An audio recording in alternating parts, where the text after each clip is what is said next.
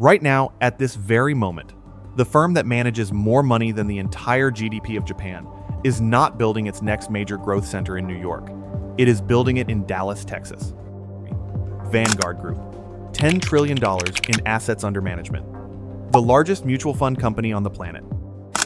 The firm that Jack Bogle founded in 1975 on the principle that ordinary investors deserved a fair deal. That firm just told New York something Albany does not want to hear. Texas has what we need, and New York does not. And here is where the story turns from a business headline into something that should genuinely alarm every New Yorker paying attention.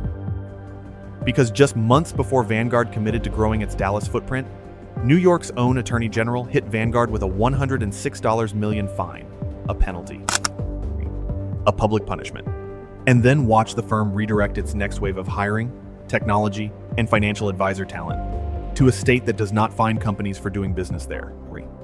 That is not a coincidence. That is a calculation. And right now, New York is losing it. Before we go any further, subscribe to the States Insider right now if you want to keep following what the numbers say underneath the press releases. Hit that like button. And here's your question for the comments. When a state regulates a company with one hand and then watches it leave with the other, who is actually responsible for that outcome? Drop your answer below. To understand why this move carries weight that other relocations do not, you have to understand what Vanguard actually is. Not in marketing terms, in structural terms. Vanguard manages approximately $10 trillion in assets. The entire GDP of Germany, one of the world's largest economies, is roughly $4 trillion. Vanguard manages more than twice that. The money flowing through that firm's infrastructure touches the retirement accounts of more than 50 million American investors. When Vanguard decides where to grow and where to plant its operational roots, it is not making a real estate decision. It is making a statement about where serious financial work will happen for the next decade. And right now, that statement is coming with a Dallas zip code. Here is what is actually happening, with specific numbers attached. Vanguard's Dallas expansion has been building deliberately for years. The firm first announced its Dallas-Fort Worth office in 2021, designed specifically to attract financial advisor talent, technology professionals, and user experience specialists.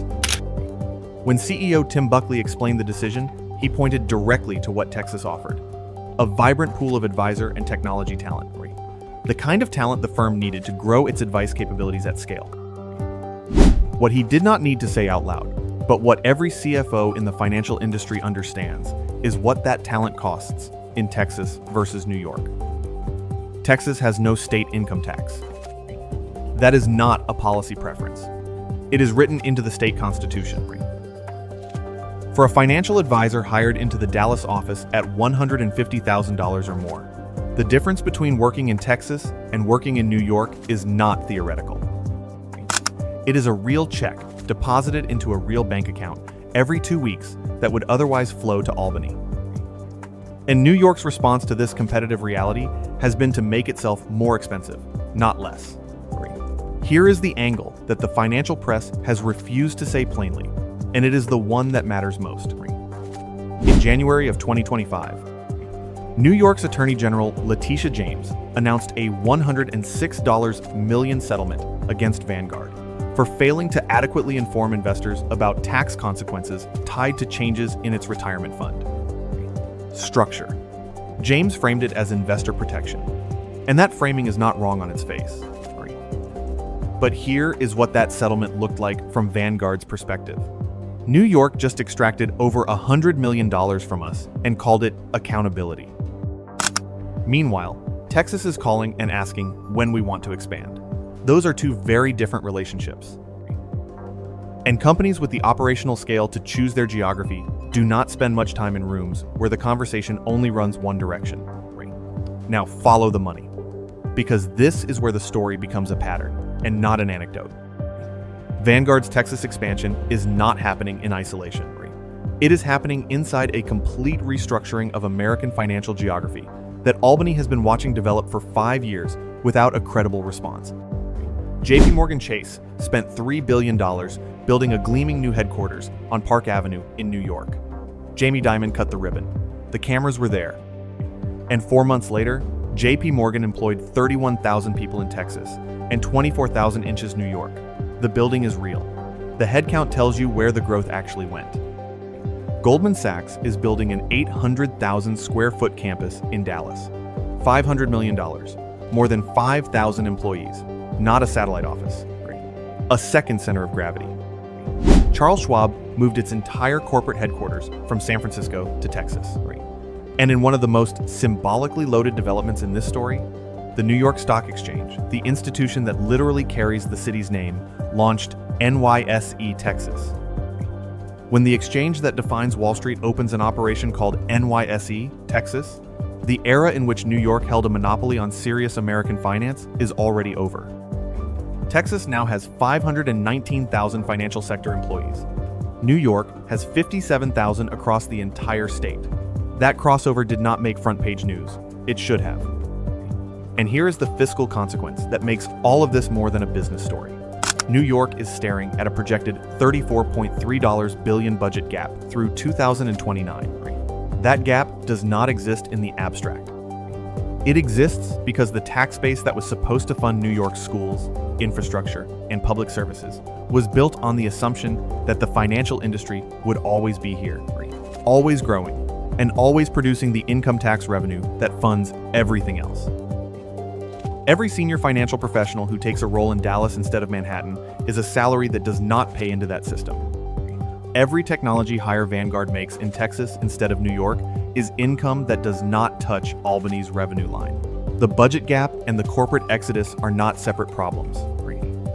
They are the same problem expressed in different columns of the same spreadsheet.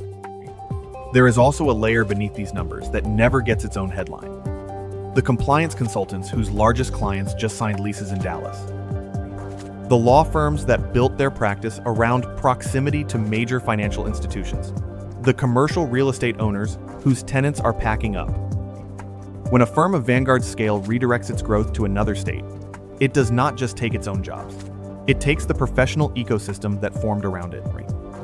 That damage accumulates quietly in vacancy rates and tax receipts until the compounding effect becomes impossible to reverse.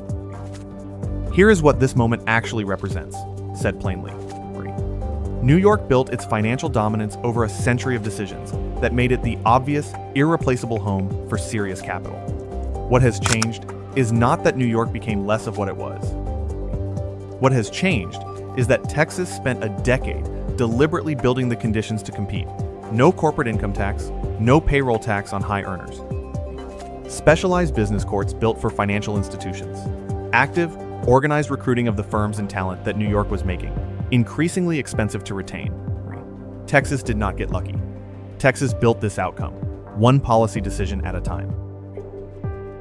And the results have compounded to the point where the largest mutual fund company on the planet is pointing its growth in that direction. Governor Hochul can defend New York's finance dominance in press releases. But dominance is not a policy, it is an outcome. And outcomes change when the conditions that produce them are no longer maintained. Vanguard's move to Dallas is not a bet against New York's past. It is a response to where the talent, the cost structure, and the regulatory environment are pointing for the future. And right now, that future has a Texas address. This is the States Insider. Subscribe if you want to keep following what the numbers actually say. Hit the like button to push this to more people. And drop a comment below. What would New York specifically have to change to stop losing ground to Texas in financial sector employment? That is not a rhetorical question. It is the only question that matters right now. Stay informed, stay sharp, never stop following the money. I will see you in the next investigation.